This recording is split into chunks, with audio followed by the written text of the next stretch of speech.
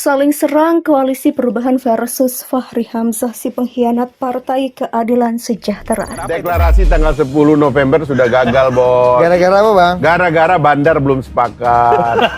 Ya kan? Udahlah, kita ini kan udah tahu semua Ini catat buat kan. headline nih, Bang. Iya, bandar belum sepakat. Jadi soal bandar pemilih itu bohong ya Pak ya?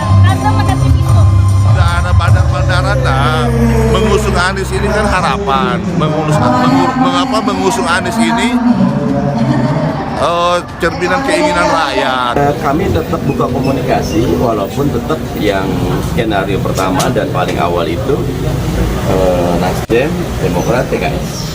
Politikus Partai Gelora Fahri Hamzah terlibat saling serang pernyataan dengan pihak koalisi perubahan pendukung pencapresan Anies Baswedan. Berikut adalah pernyataan-pernyataan mereka yang bikin seru panggung politik nasional. Fahri Hamzah dulu adalah politikus PKS yang kemudian berseberangan dengan mantan partainya itu. Sedangkan PKS kini ada di koalisi perubahan, isinya juga ada Partai Nasdem dan Partai Demokrat. Partai Nasdem sendiri adalah partai yang mendeklarasikan dukungannya ke pencapresan Anies Baswedan.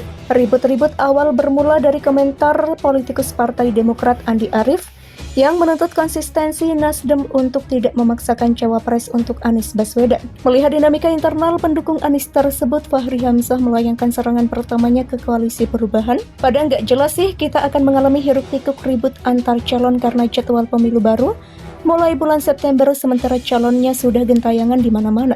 Cuit Fahri Hamzah. Fahri Hamzah sebelumnya menyebut semua orang tahu jika batalnya deklarasi koalisi karena bandar belum sepakat. Fahri Hamzah menyinggung angka 20% yang belum terkumpul. Deklarasi tanggal 10 November sudah gagal gara-gara bandar belum sepakat. Sudahlah, kita kan sudah tahu semua kan bandar belum sepakat, duit belum terkumpul, 20% belum terkumpul, ya gagal, ujar Fahri. Fahri tidak menjelaskan lebih lanjut soal bandar yang dimaksud, dia lanjut menuturkan analisisnya soal pengaruh bandar dalam pemilu. Yang bisa jatuhkan partai itu bandar, pembelian tiket itu. Pengumpulan tiket 20% itu bukan kerja parpol, itu kerja bandar, parpol nggak sanggup, Anies Baswedan nggak sanggup. Demikian terangnya. Fahri mengatakan partai yang bebas dari bandar hanya satu, mereka yakni PDIP. Fahri juga menyebut koalisi perubahan tidak punya ide. Serangan ketiga Fahri menyebut koalisi perubahan terlihat seperti menunggu bandar politik menyantuni dana. Soal bandar ini Fahri sudah melontarkan serangannya saat koalisi perubahan batal deklarasi di tanggal 10 November. Selanjutnya Nasdem balik menyerang Fahri soal bandar politik yang disebut-sebut Fahri. Wakil Ketua Umum Partai Nasdem Ahmad Ali menilai Fahri menyebut-nyebut bandar karena punya banyak pengalaman soal praktik itu. Demokrat juga melancarkan serangan balik ke Fahri. Politikus Demokrat Kamhar Lakumani mengungkit status Fahri yang bukan lagi politikus PKS.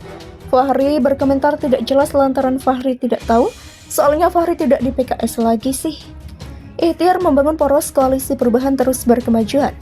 Saat ini tahapannya pada proses pematangan dan penyesuaian dengan mekanisme internal partai masing-masing. Ini perlu Bang Fahri Hamzah ketahui untuk menepis dugaannya bahwa ini tak jelas. Sekiranya masih di PKS, pasti bisa melihat dan mengetahui kejelasannya. Meskipun demikian pada saatnya nanti, Bang Fahri akan mengetahui kejelasannya, kata Kamhar. Kamhar yang merupakan Deputi Badan Pemenangan Pemilu Demokrat itu menilai komentar Fahri sebenarnya positif. Meski demikian sebenarnya koalisi perubahan bukannya tidak ada ide, melainkan sebaliknya, koalisi ini adalah kumpulan ide-ide besar. Ketua Umum Partai Nasdem Surya Paloh menyayangkan soal pernyataan Fahri Hamzah terkait faktor bandar koalisi belum sepakat sehingga Partai Demokrat dan PKS belum menyatakan sikap resmi bergabung dengan Nasdem mengusung Anies Baswedan. Menurut Surya Paloh, diskursus soal itu tidak lagi perlu dibesar-besarkan lantaran membuat citra berpolitik Indonesia semakin mundur. Selain itu kata dia, isu bandar terkait dengan pencapresan Anies Baswedan tidaklah elok dibicarakan untuk dunia politik Indonesia.